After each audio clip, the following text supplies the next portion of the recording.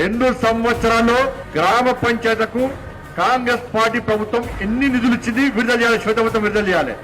1 month లోపల మీరు వెంటనే యుద్ధ ప్రాతిపదికన గ్రామ పంచాయతీలకు నిధులు విడుదల చేయాలి. ఎలక్షన్ కోడ్ రాకముందే నిధులు విడుదల చేసిన తర్వాతనే ఎన్నికలు నిర్వహించండి. మీరు రాష్ట్ర ప్రభుత్వం కనుక 1 మంత్ లోపల గ్రామ పంచాయతీలకు నిధులు విడుదల చేయకుంటే రాష్ట్ర ప్రభుత్వం మెడలు వంచే బాధ్యతను భారతీయ జనతా పార్టీ తీసుకుంటారు 100%. నిద్ర ఓనియా మేము నిద్ర ఓనిచ్చే ప్రసక్తలేదు. రామచంద్ర గారి నేతృత్వంలో ఈ తెలంగాణ రాష్ట్రంలో గెలిచిన సర్పంచులు అందరితోని, వార్డు మెంబర్లు, ఉప సర్పంచులు అందరితోని హైదరాబాద్ నడిబొడ్డున పరేడ్ చేస్తాం. ముఖ్యమంత్రి గారిని కలుస్తాం. ఈ కాంగ్రెస్ పార్టీ మెడలు వస్తాం. ప్రజల్లో కూడా తిరుగుబాటు ఏంటో చూపెడతాము.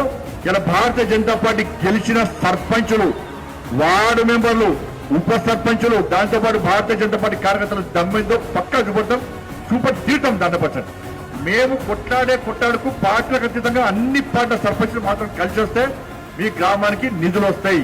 అన్ని పార్టీల సర్పంచులు మాతో కలిసి రండి. మీ గ్రామాలకు రాష్ట్ర ప్రభుత్వం మెడలు వంచి పైసలు ఇప్పించే బాధ్యతను ఇలా భారతీయ జనతా పార్టీ తీసుకుని చెప్పి మీ అందరికీ విజ్ఞప్తి చేస్తూ మీరందరూ ధైర్యంగా ఉండండి.